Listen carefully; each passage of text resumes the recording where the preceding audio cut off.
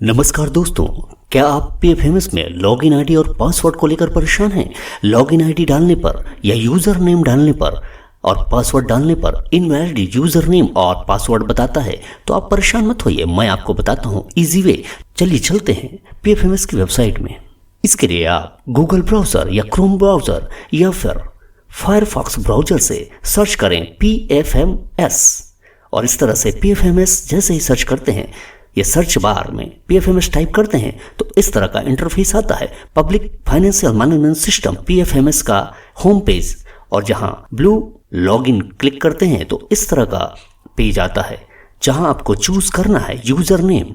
User name में ये ध्यान रखना है कि यदि आप कैपिटल, स्मॉल, अपर केस या लोअर केस में से कोई भी एक डिफरेंट कर देते हैं या अंतर कर देते हैं तो फिर यूजर नेम इनवैलिड बताएगा। तो आप ध्यान रखें, आपकी एडमिन आईडी या कोई भी आईडी जिस लेटर अपर केस या लोअर केस यानी कैपिटल या स्मॉल लेटर में है। देखिए, मैं एक लॉगिन आईडी कैपिटल लेटर में टाइप करता हूं, उसके बाद मैं पासवर्ड डालता हूं। पासवर्ड में ध्यान रखना है आपको कि पासवर्ड में कौन कौन से लेटर स्मॉल में है, कौन कौन से अपर केस यानी कैपिटल लेटर में है, और कौन से सिंबल का यूज किया गया है।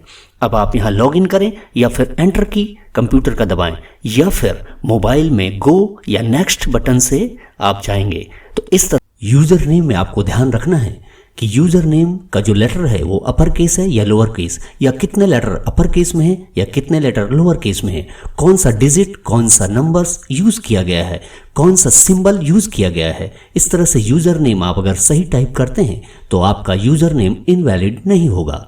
देखिए, जैसे मैंने एक अपर केस और बाकी सब लोअर केस टाइप कर रहा हूं तो इनवैलिड बताएगा, क्योंकि इस एडमिन आईडी में सारे लेटर्स अपर केस में हैं। और दूसरी समस्या, यदि आप नए लॉगिन आईडी पहली बार किसी मोबाइल या कंप्यूटर में लॉगिन हो रहे हैं तो यूजर नेम टाइप करने के बाद पासवर्ड डालते हैं तो आपको गो, नेक्स्ट या फिर एंटर की के द्वारा सेलेक्ट करना है लॉगिन। और यदि आप सेव किए हुए लॉगिन आईडी या पासवर्ड से वेबसाइट खोल रहे हैं या वेबसाइट में जाना चाहते हैं तो आपको लॉगिन लिखा हुआ ब्लू लिंक क्लिक करना है।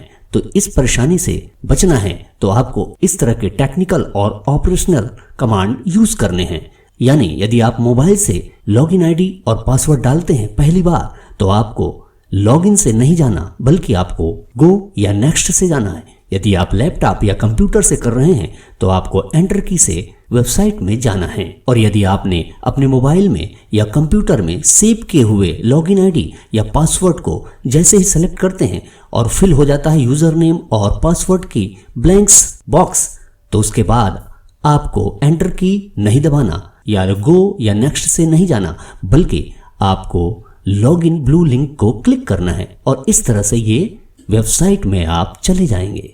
तो ये मैंने एडमिन आईडी की लॉगिन आईडी, यूजर नेम लिखा है और पासवर्ड डाला है, और चूंकि मैं पहली बार डाल रहा हूं इसलिए इसको मैंने गो या नेक्स्ट से ओपन किया और इस तरह का इंटरफेस आ गया।